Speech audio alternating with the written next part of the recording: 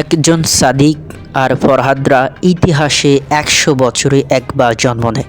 সাদিকদের মতো কিছু যুবক এই দেশে ছিল এবং আছে বলে আজ পর্যন্ত দেশের নিরীহ জনগণ রাতে চোখ ভরে ঘুমাতে পারে। সাদিকরা দেশের স্বার্থ, ক্রেডিট আর টাকার কাছে মাথা নোয়ানোর লোক নয়।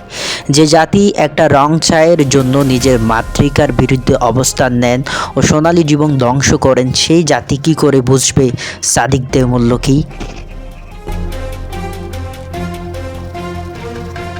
ইতিহাস বিকৃত হওয়ার নজির আজ কেন, সেটা বাংলায় ৫৩ বছরের ইতিহাস, পুরনো ইতিহাস, যাহা দেখে আমরা বড় হচ্ছি।